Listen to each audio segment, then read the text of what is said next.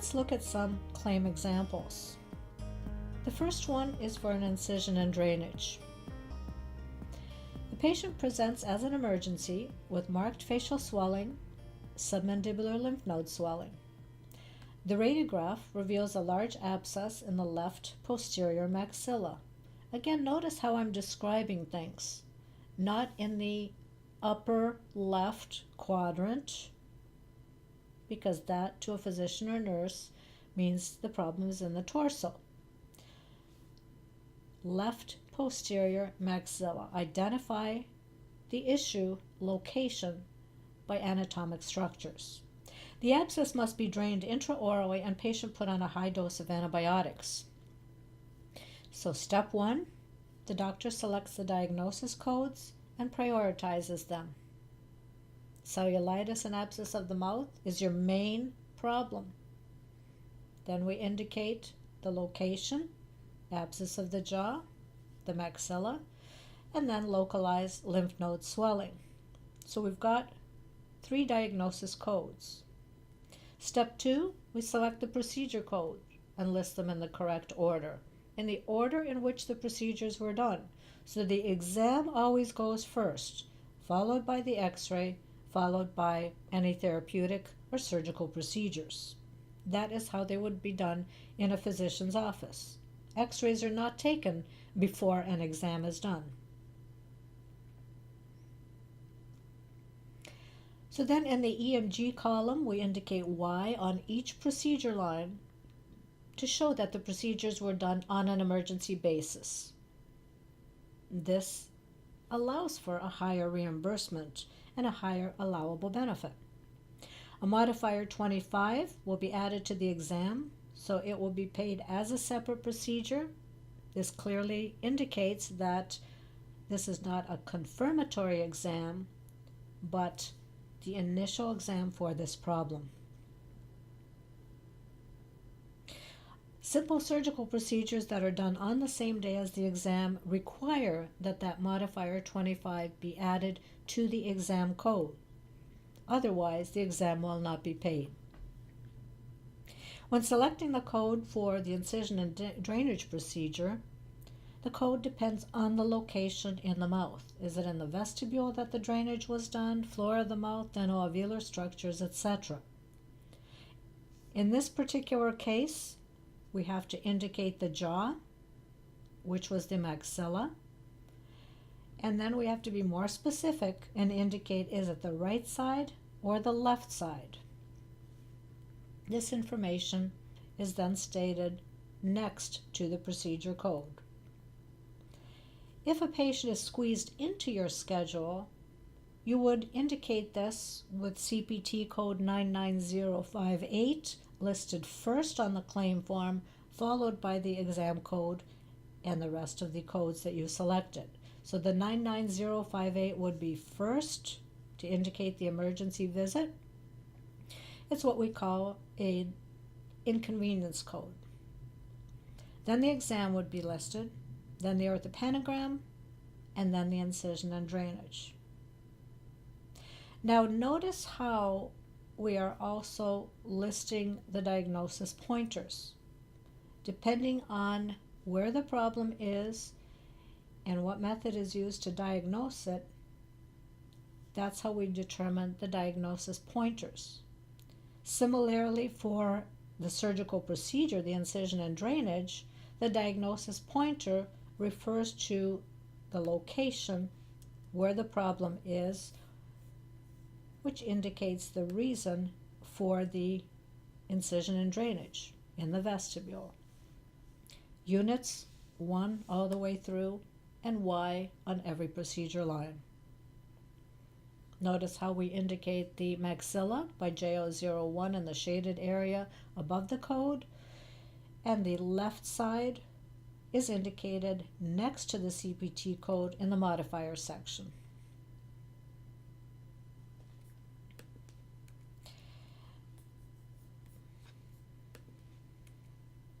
The documentation that's required, simple, a letter of medical necessity and the comprehensive head and neck evaluation. For example 2, the alveolectomy, A crown lengthening procedure. Patient who is referred by another physician presents with the coronal portion of the maxillary right central incisor fractured completely to the alveolar crest after falling down on an escalator while at the mall. The tooth needs multiple procedures, crown lengthening, endodontic therapy, post-core, and crown to restore it. An emergency exam, CT scan of the anterior maxilla, and a single PA X-ray were taken, and then the crown lengthening procedure performed. So step 1, the doctor selects the diagnosis codes and prioritizes them. Remember, with a trauma case, injury to face or mouth is always the first code. For the initial encounter, that last character is an A. Then we indicate the problem, which is the fractured tooth.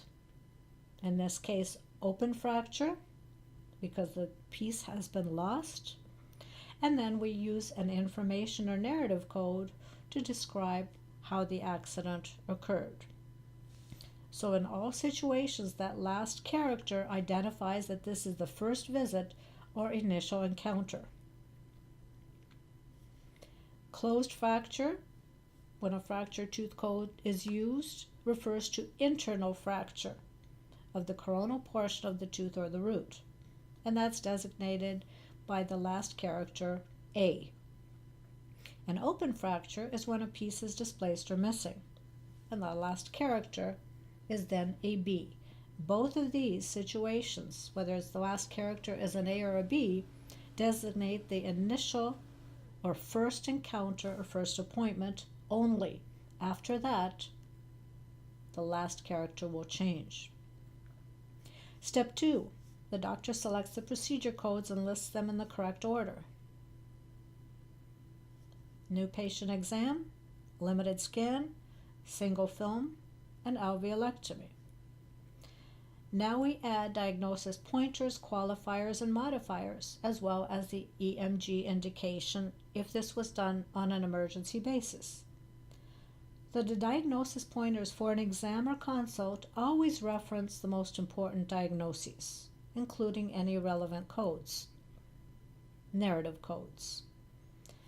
Modifier 25 is added to the exam code when a simple surgical procedure is done on the same day as the exam. And don't forget to put a Y in the EMG column if this was done on an emergency basis. In addition, if the patient is squeezed into your schedule, use CPT code 99058 first on the claim form. Now the code 41830 is not a tooth code, so it requires a qualifier to indicate the jaw and a modifier to identify the side. Is it right side or left side? In this case, the qualifier is J001 to indicate the maxilla, and the modifier will be RT to indicate that is on the right side. So even though you're doing an alveolectomy on a particular tooth, because this code is not a tooth code, it is a jaw code, you need to indicate the jaw and then whether it's right or left side. So when we look at the coding with the modifiers, with the qualifiers, you can see what this looks like. And note also the diagnosis pointers and which diagnoses each procedure line references. Remember, crown lengthening is not a medical term. That's a dental term, so we don't use it. Whether it's in your LMN or discussing with medical review or in your op report. The correct term is an alveolectomy because the damaged alveolar tissue is being excised to allow for subsequent reconstruction to take place. Additional treatment will be required in this particular case, endodontic therapy and a prosthetic crown. So how are these subsequent appointments and procedures coded? Well, as you will recall, codes that describe traumatic injuries or effects of medical or surgical treatment are coded based on whether the treatment is the initial encounter, the subsequent encounter, which refers to continuing treatment, or sequelae, which is the late effect. Diagnoses for the second and subsequent appointments during initial series of treatments, you can see the basic code remains the same. It's the last character that identifies subsequent encounters, second, third, fourth series of appointments. The last character in this case, if healing is progressing normally, is a D. If it is not progressing normally, you can see how that code, that last character, becomes a G.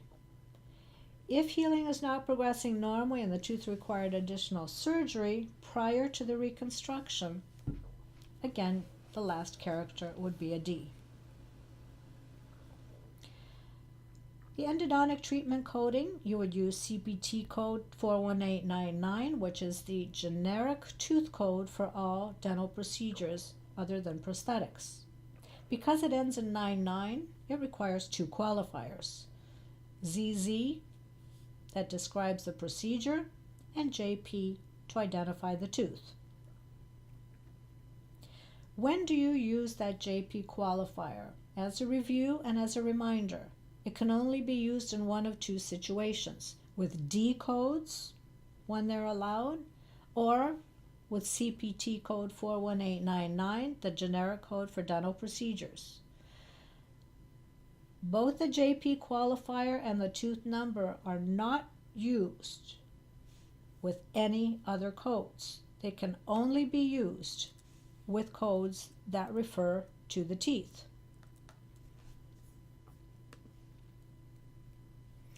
After a break in treatment, we switch to sequela coding. So again, the basic codes remain the same, but that last character changes to an S to indicate late effects or sequela. This code, this character, the S, can only be used after there's been a break in the treatment. So with the crown fixed prosthetic coding, we use the prosthetic CPT code 21089, but we need two qualifiers to identify and further describe the procedure because it is a generic code. So we need qualifier ZZ to describe the procedure, and because this is a jaw code, not a tooth code, we need JO to identify the jaw. In this case, JO01 for the maxilla. Prosthetic reconstruction can also be described either as interim or transitional for the temporary prosthesis or the provisional. So interim or transitional, never use temporary or provisional. That's not recognized by medical personnel. It's not a medical term. And then the final prosthesis is described as the definitive prosthesis. So the code is the same, 21089. It is billed twice. Once when the interim prosthesis is placed, the second time when the definitive prosthesis is placed. The description changes, but the code remains the same. Again, as a reminder, this is not a tooth code, so a tooth number cannot be used. It is a jaw code and requires that you indicate the jaw, either JO01 or JO02.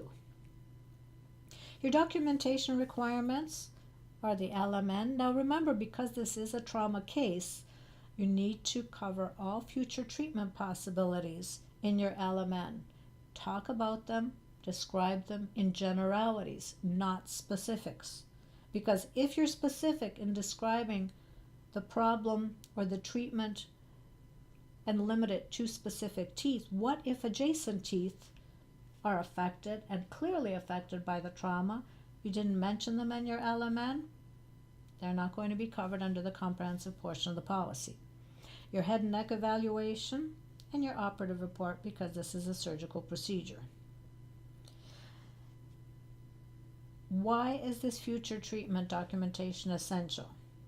Or when dental procedures are covered under the comprehensive portion of the policy when trauma occurs. Benefits are at or close to 100% after the deductible is satisfied. If there is any deductible remaining, and often the deductible is very minimal when trauma occurs. If you do not mention future treatment possibilities, only the surgery would be covered. It would be covered under the major medical portion of the policy, not the comprehensive portion of the policy. The major medical has a higher deductible requirement, less benefits, reimbursement is at a lower percentage, and the dental prosthetic part of it would not be covered. So it is absolutely critical in your LMN that you mention future treatment and keep it general. Refer to the Z Group Z-Book examples for traumatic injury and the templates.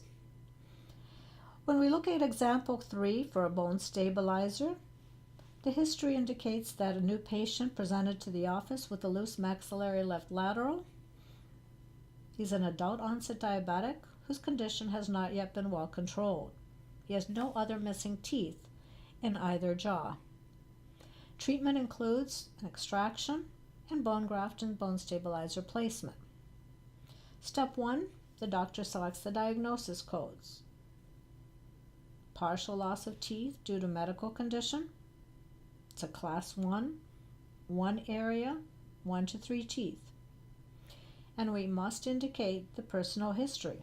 In this case, personal history of type 2 diabetes with no foot ulcers. The main diagnosis code indicates that the teeth are being removed or lost because of a medical condition. And remember, the classification, partial or complete, refers to number of teeth in a row, not in a quadrant. Then we add that narrative code because we are indicating this is due to a medical condition, so we have to state what medical condition is involved or contributing. When the loss of tooth is due to a medical condition, whether it is a current or past personal history issue, you must indicate this. If it is exacerbating or contributing in any way to the disease process. Otherwise, you don't have the medical necessity that is necessary for coverage. Step 2, the doctor selects the procedure codes. The new patient exam, orthopanogram, simple extraction, and the interim prosthesis, in that order. Then we add diagnosis pointers and qualifiers. So first, we're going to add the modifier to the exam. Why? Because we are doing a simple surgical procedure performed on the same day as the exam was done and diagnosis made. It is also added to the exam code if a CT scan or a therapeutic procedure was performed, such as an incision and drainage, impression for appliance, or a biopsy. So if a simple procedure is done, therapeutic or surgical, on the same day as an exam, and this is the first time that the diagnosis was made, the modifier 25 is added. The simple extraction, although normally it cannot be billed, in this case it can be billed because the dental condition is related to or exacerbated, which means made worse by, the patient's medical condition. In order to get this type of coverage, notice that you must mention the medical condition. It also must be confirmed with supporting clinical progress notes or an LMN from the treating physician. For Blue Cross Blue Shield claims, you use code D7140, and it requires a JP qualifier to indicate the tooth that's being extracted, in this case JP10. For all other insurance companies, we use the generic code CPT41899, and because it is generic, it requires two qualifiers, ZZ with a description of the procedure, and JP identifying the tooth number. For the prosthesis, we use the CPT code 21089. Again, when describing it, never use the term flipper. That is not a medical term. It is an interim prosthesis. So in the shaded area, we would indicate ZZ, interim prosthesis, leave 3 spaces, and then J001 to indicate that it's in the maxilla. And this is what it looks like. For Blue Cross Blue Shield, you can see how we're identifying the extraction using a D code. For all other insurers, the extraction is coded with CPT code 41899, which requires 2 qualifiers.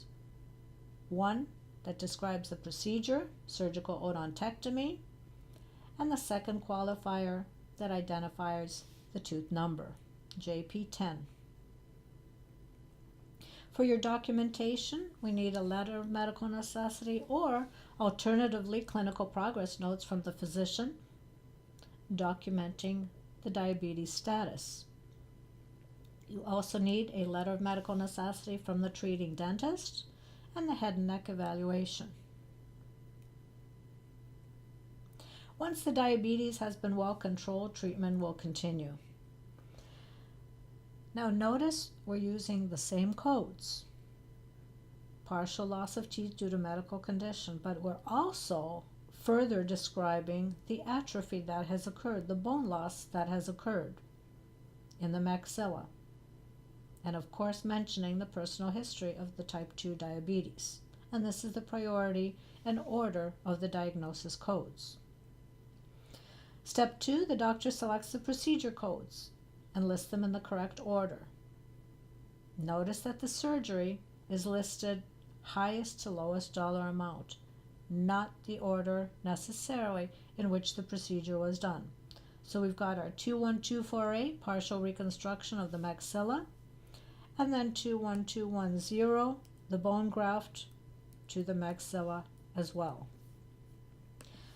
Next, we add diagnosis pointers, qualifiers, and modifiers, as well as EMG indication if relevant. In this case, CPT code 21248, which is the procedure code for the bone stabilizer, requires that we indicate which jaw, and because it's only a single bone stabilizer, we're also going to indicate the side in which it's being placed. Modifier 51 is going to be added to the additional procedure when it's done on the same surgical site. So modifier 51 is going to be added to the bone graft code. It is a secondary procedure and the less expensive one. If the patient's own bone is used, harvested from another incision, another surgical site, not adjacent to the one you're treating, somewhere else in the patient's body, then we're coding the 21248 with the modifier LT, indicating qualifier J001 that it's in the maxilla. We're also going to use the bone graft with the modifier 51. This specifically indicates autogenous bone, patient's own bone. If sterilized cadaver bone is used, referred to as demineralized freeze-dried bone, then we would add modifier 52 as well to indicate a lesser procedure. Now notice what I'm doing here. Not only am I using modifier 51 and 52 for the bone graft, but I'm also putting modifier 99 as the first modifier for the bone graft. Why is that? Modifier 99 indicates that there are 2 or more modifiers to follow because the computer is programmed to read only one additional modifier. If you put in 2 modifiers but don't put the modifier 99 in front, it will read an additional modifier, one modifier only, the 51. It won't read the 52. So what happens? The computer has read that a bone graft was done as an additional procedure in the site. It has read, because it stopped at the 51 modifier, that this is the patient's own bone. But yet, when medical review refers to the op report, the op report states that cadaver bone was used. So the op report does not match the claim as far as what the computer has read.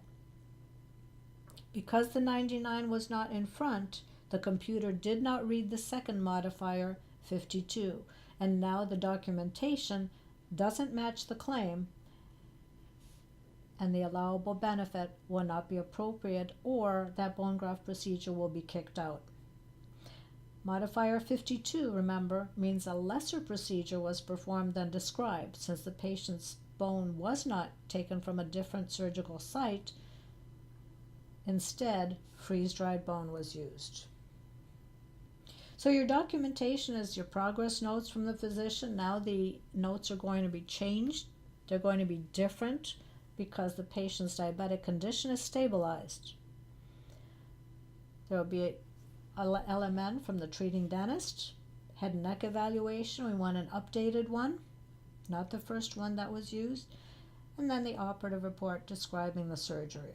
All of these attachments are indicated in box 19 on the claim. For example 4, let's take a look at connective tissue graft situation.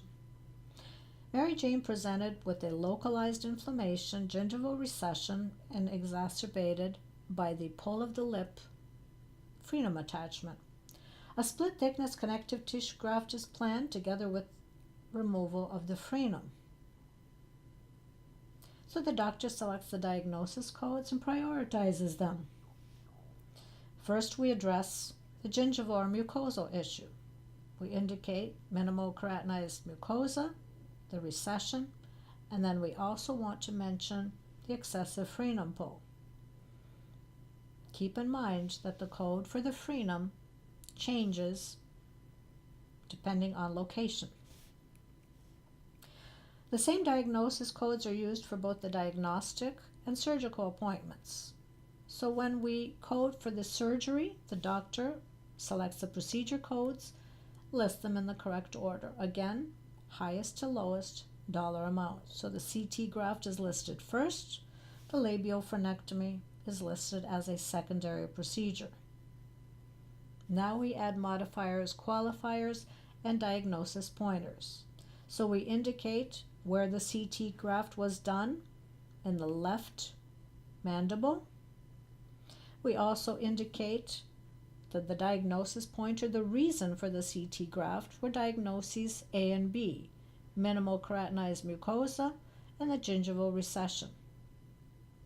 Why do we not add in diagnosis pointer C? Because the connective tissue graft does not treat the frenum pull.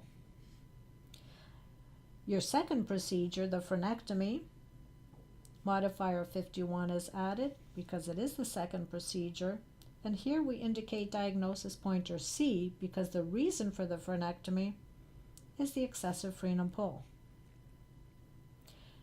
If more than one connective tissue graft is placed in the same surgical session, we list the code only once and we do not indicate right or left modifiers. Why? Because the CT grafts have a size limitation, and the total of all CT grafts, the split thickness grafts, is up to 100 square centimeters, always indicated by unit 1.